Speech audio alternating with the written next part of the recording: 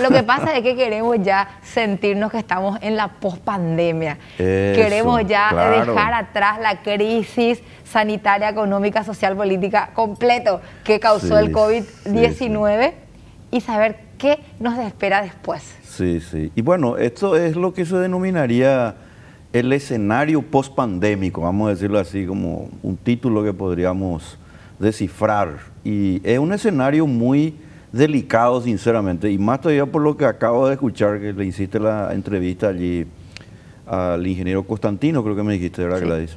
Por el cual él estaba muy preocupado justamente por los atrasos que está teniendo todo lo relacionado a los registros de la propiedad y que hacen a la actividad inmobiliaria, que de paso es una de las inversiones más importantes que se llevan a cabo en Paraguay.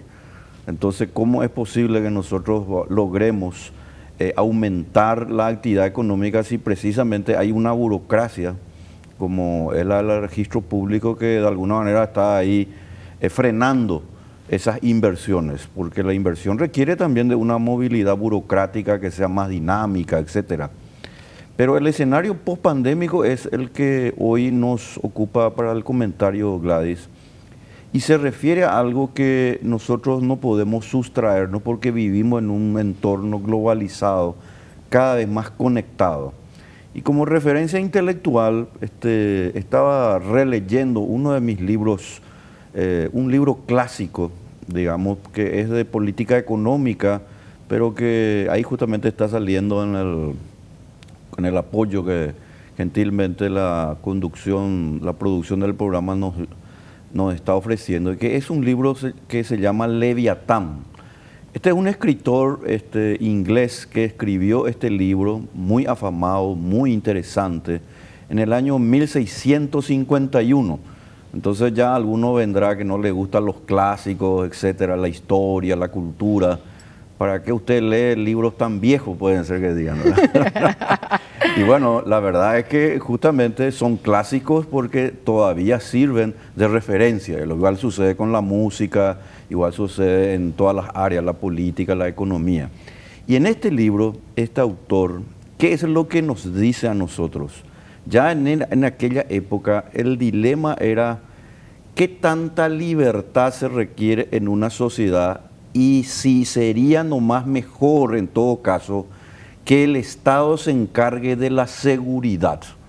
Pero en el caso de Thomas Hobbes, la seguridad no se refiere solamente a las cuestiones de que alguna persona, un poderoso o el más fuerte le venga a causar daño al más pequeño, al más débil. En realidad ya Thomas Hobbes vislumbra hace más de 200 años en este libro sobre que el Estado le empiece a reemplazar al individuo otorgándole, y esto sí suena muy de nuestro siglo XXI, otorgándole subsidios y ayudas sociales que al final y al cabo lo que están provocando son varias cuestiones. Primera cuestión es que si nosotros previamente no solucionamos el mal gasto y el despilfarro, pues esos subsidios, esas ayudas sociales, finalmente van a acarrear todavía un mayor déficit. El mayor déficit significa emisión monetaria y el mayor déficit significa sencillamente que vamos a depender de más endeudamientos. Pero todavía más, en una parte del libro de Thomas Hobbes dice que esa cuestión de poner de lado la libertad y hacer que el Estado se encargue de la seguridad incluso económica de las personas, otorgándole un mínimo de subsistencia, tiene también una influencia, pero tremenda, en la moral de una sociedad. ¿Por qué? Porque cuando una persona espera el subsidio para poder vivir, y no solamente ya sobrevivir, sino que ya prácticamente no tiene ganas de buscar un trabajo, de estudiar, de esforzarse, porque sabe que con el político de turno o la estructura estatal, él va a recibir esa suma de dinero.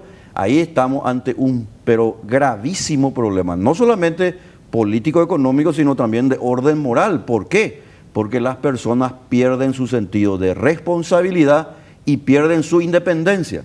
Ya nos lo advirtieron hace 200 años. Exactamente. Y sigue vigente. Sigue vigente. Por algo es un clásico. Por eso es un clásico. En consecuencia, el escenario post-pandémico es el siguiente, básicamente, Gladys.